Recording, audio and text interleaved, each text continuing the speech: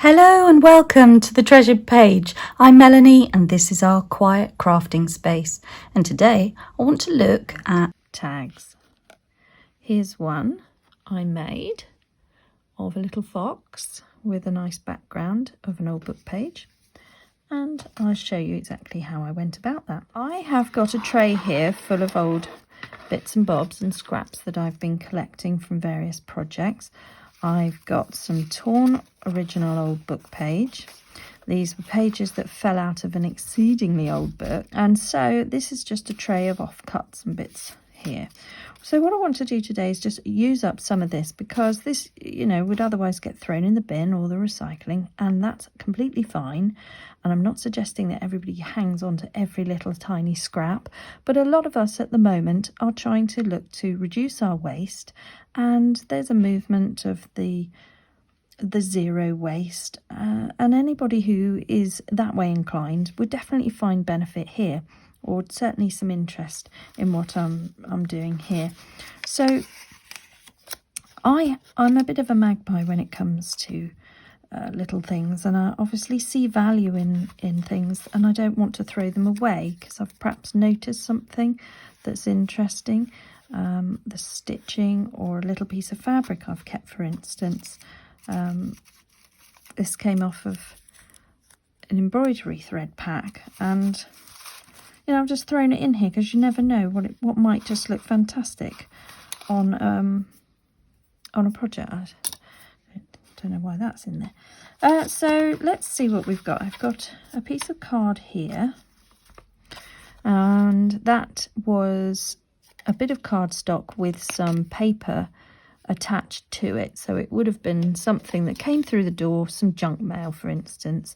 And what I've just done is I've found some paper from my stash, and I've just glued it down with a glue stick, and then I've created something like that. So that was a straightforward covering a piece of junk mail card that came through the post for free. This is adding interest to any project, really. So it's plain on that side, so maybe that could be the side that we write our to and from on a tag, and that could be the front. Whether you see it or not is a different matter, but we start with the inspiration and go from there. Right, so what I'm going to do is I've got that, and now I like the look of this. That's jumping out at me, so I'm going to take that, and I'm also going to go for some words, and there's some words there, and then I'll come back to anything else in a minute. And this is really nice. So this was a piece of paper. Actually, that's even prettier, isn't it? Piece of paper that I've hand dyed with plant dye. So I've used red cabbage to dye this paper. It was just some copy paper. And I think what I'm going to do is just tear a bit off and tear that bit, and then I'm going to tear some words. I'm not happy with this straight edge, so what I'm going to do is use a ruler, a metal ruler, and I'm going to anchor that down. Just want the very tiniest amount taken off.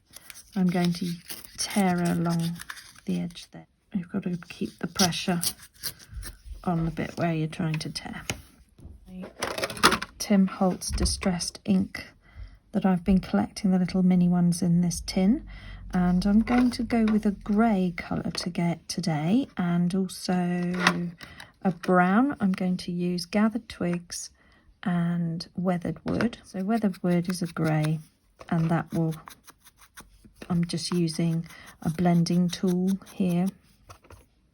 So if you search for blending tool in any good craft shop, they're bound to have a pack of them. They come in a pack of 2, and then you get these applicators that come with them, and they just velcro on there. And on this one I've got brown inks. What I find with the distressed inks is that once they have dried out, they don't tend to come off until they're reactivated with some more ink or water. So that's kind of cool, but what I've got there is a dark blacky brown colour coming through and not my true grey. So if I wanted to use the weathered wood true grey colour, I would have needed to use a cleaner ink dauber. But because this is junk journaling and we don't care, we're just going to go with whatever comes out on the blending tool at the time. So I'm just now having a look where I might want this.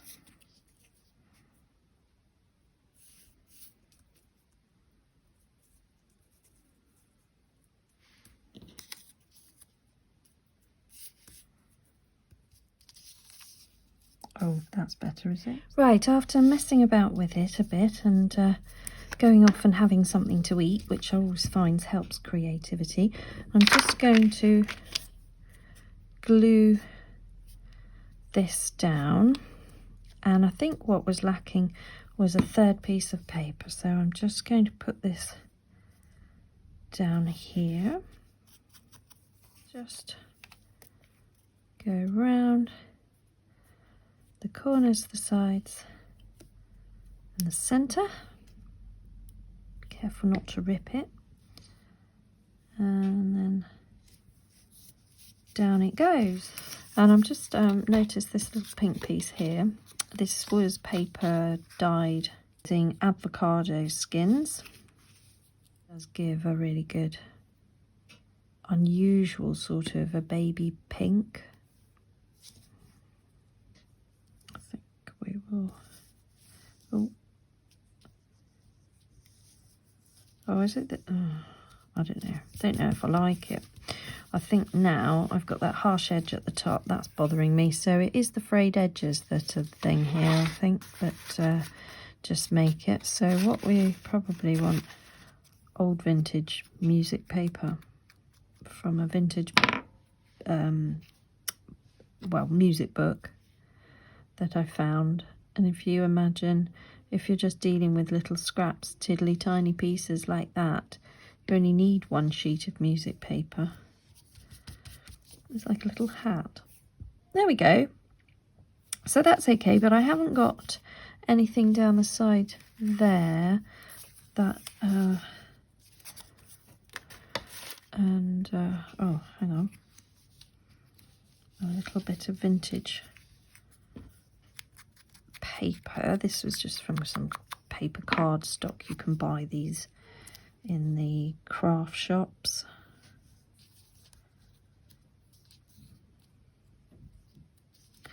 And it's actually really quite thick as well. It's like a thick card. But that's just going to break up that long line of edge. Right, there we go.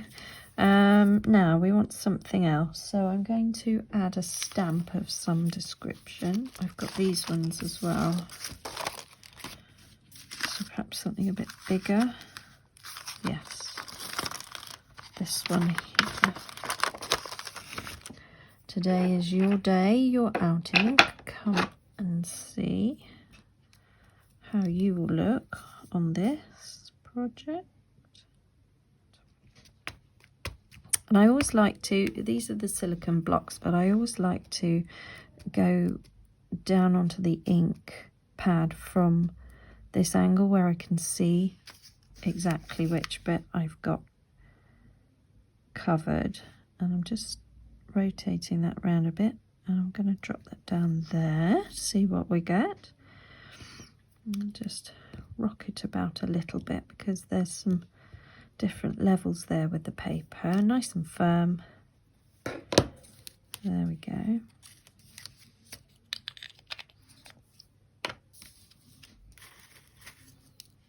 Seen that in there.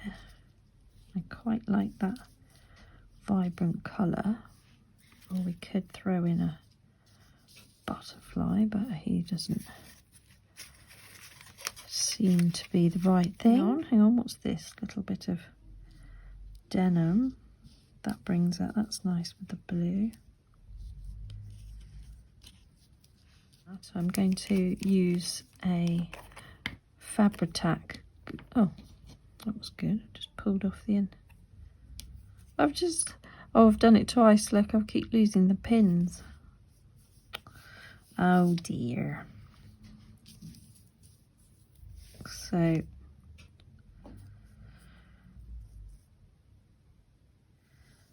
and stick that down. Pretty good. Okay, I'm just going to get a little pin, because without it, that glue dries instantly. It's a silicone glue. So we just want one of these with a bubble, and then that fits in there like that. I've got a pink here. Right, hang on, let's go with a yellowy colour. And all I'm doing is just rubbing the ink onto the water brush, and then just using that to paint with, and just add a little bit of depth of colour on there.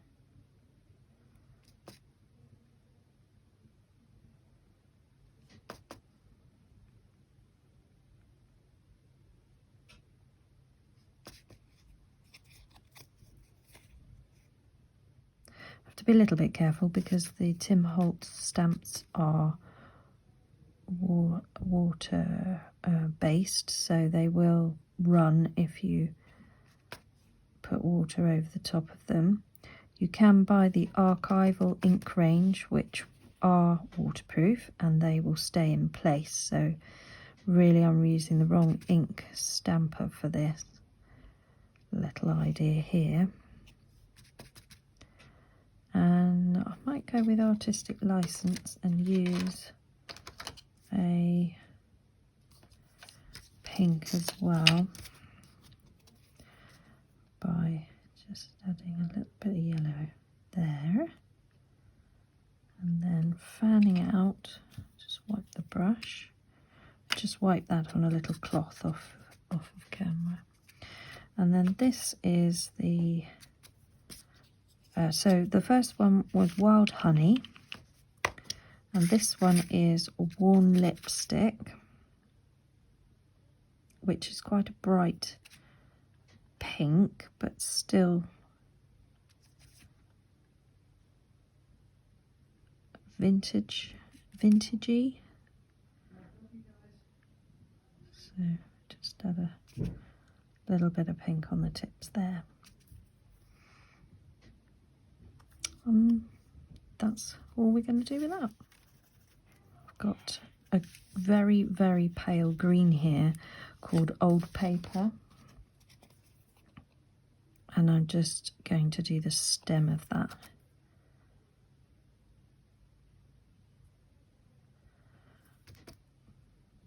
It's really subtle.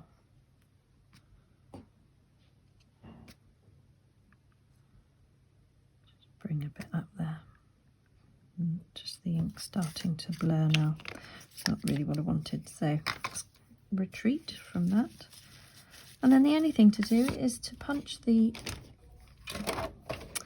top of the stamp with the decorative edge, and we'll go in here like that, round the other way, like that. Keep those bits for another idea. Ink the edge.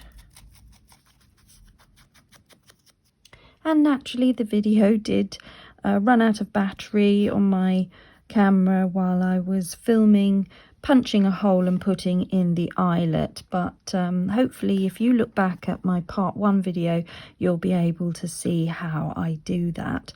And I've chosen pink here to be able to match in with the pink on the little flower there, little pointing stick here. And that's only because I've also been playing with some inks today, so I'm covered in ink. But you can see here that I've put in the pink eyelet and picks out the various pink tones that is within the tag. So this is just fun because we've got the book page and we've got some background papers and the little fibre fabric scraps, and I've also found a little tiny offcut of a vintage lace, or a vintage style lace. My eyelet hasn't gone in brilliantly, to be honest, and I don't mind one little bit because we are just playing and having fun here, and it's going to be hidden by this Sari silk or fabric. It is actually recycled fabric, so I'm just using my little stick here to be able to poke through this chiffon fabric scrap, or you can buy chiffon, recycled chiffon ribbon. It's one you could look up, but there is absolutely nothing stopping you using an old silk scarf or silk effect scarf fabric. I sort of ended up, when my dear grandma passed away, I ended up with a lot of her things that I couldn't bear to get rid of, and I think this is quite a nice way if you tear up some fabrics, particularly things like that, or an old blouse or something, especially if these tags are going to be for you or in your own personal journal, you're not giving them away to anybody. You know, recycle what fabric scraps that you have. I've added a little flower stamp on the bottom there of a little petal, like a rose bud or a cotton bud, and that's really concludes that tag. And there's the one that I made in the first part 1, and they're just rustic tags. They can go on fun things, homemade things, particularly if you're a baker. Perhaps you're doing making cookies, chocolates or brownies, something like that. You could just add a little rustic ticket on there.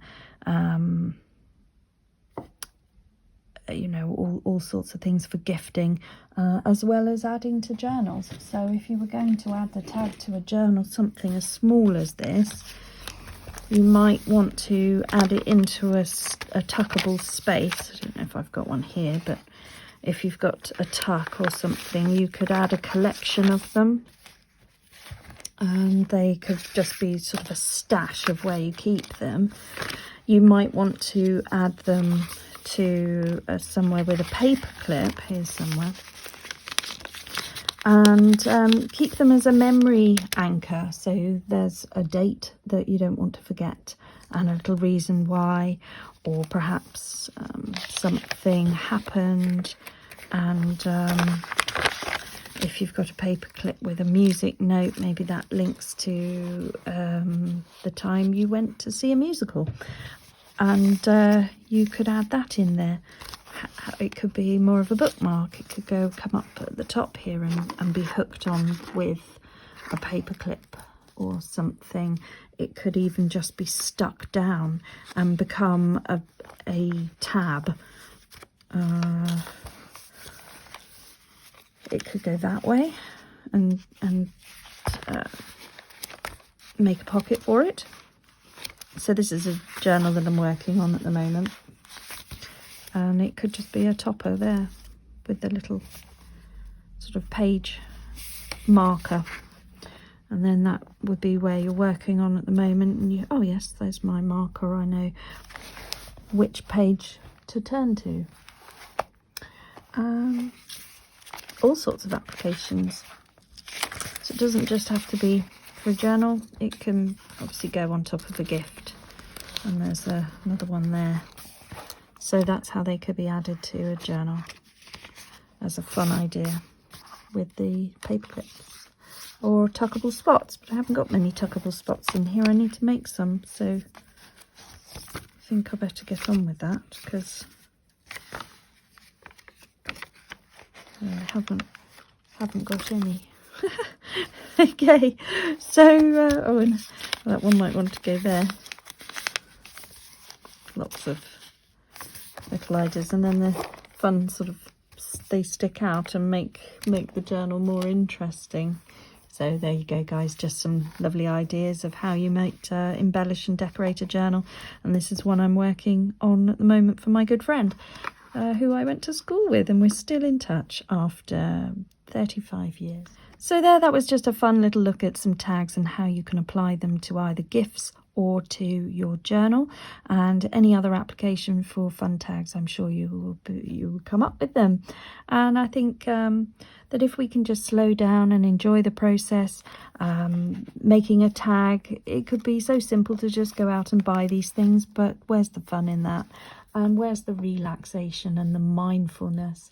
We do need to focus our minds on some monotonous tasks now and again, and it allows our brains just to switch a gear and be able to process all that's going on in our worlds and around us and make sense of it in a positive way. So I hope you found value in the video, and I hope that you have taken something away from it to at least come up with your own ideas. Do leave a comment below if you like what you've seen and found it interesting. Tell me how you apply your tags, where you would put them, and whether you're interested in hearing more from me at the Treasured page. I'm very keen to make Treasured pages, and these are sort of embellishments and things that we can add to our pages to do just that and anchor thoughts and memories.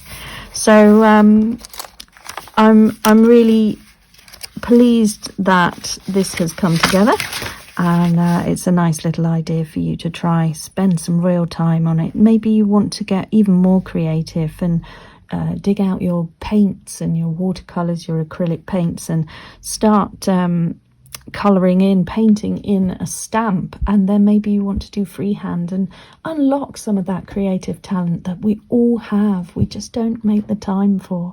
It's important, and it's nurturing, nourishing, good for the soul. So above all else, guys, slow down and make crafting time for you. Bye bye now.